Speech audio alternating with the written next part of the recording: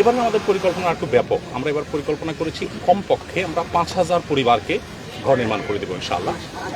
সেটা হয়তো বাড়তে পারে, কিন্তু কমবে না ইনশাআল্লাহ। আমরা 20,000 পরিবারকে শুকনো খাবার আর 50,000 পরিবারকে চাল ডাল, 10 কেজি চাল, 2 কেজি ডাল, 2 লিটার সয়াবিন তেল, 1 কেজি লবণ, 1 কেজি চিনি এবং বিশুদ্ধ পানি, মোমবাতি ইত্যাদি এগুলো দিয়ে আমরা 50,000 পরিবারকে এখন এই মুহূর্তে তাদের দাঁড়াবার ব্যবস্থা করছি। এর পরের ধাপে আমরা 25 কেজি করে চাল 50,000 পরিবারের জন্য ইতিমধ্যে আমরা চাল অর্ডার করে ফেলেছি। আর একেবারে শেষ ধাপে এসে আমরা 5,000 পরিবারকে পুনর্বাসন করব। সেই সাথে বলে রাখি যে আমরা শিশু খাদ্যের বিষয়টা মাথায় রেখেছি।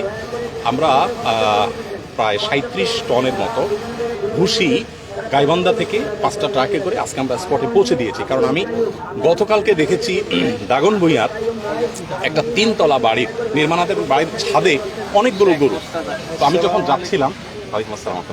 যাচ্ছিলাম তখন ওই ছাদে অনেকগুলো গরু দেখে আমাকে মানুষ বললো যে ছাদে গরু, 3তলার ছাদে নির্মাণাধীন বাড়ি।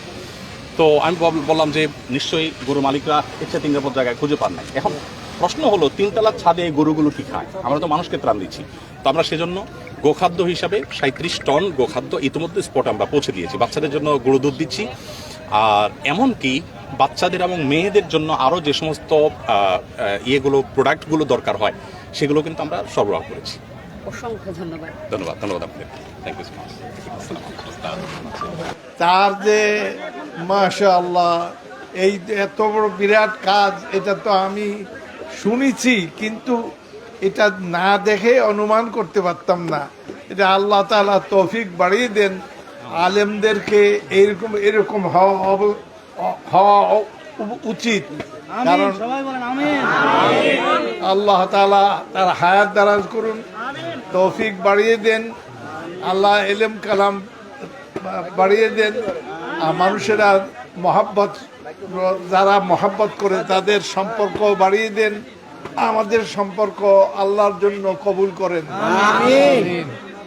তো আপনারা যে কাজ করছেন এই কাজের বিনিময়ে আল্লাহ তাআলার কাছে ইনশাআল্লাহ, এবং অনেক কাজ তিনি এই মানুষের খেদমতে যারা নিয়োজিত তাদের এই খেদমত আল্লাহ তাআলা কবুল করেন এবং এর বিনিময় বরকত দিবেন, দুনিয়াতেও দিবেন, আখিরাতেও দিবেন।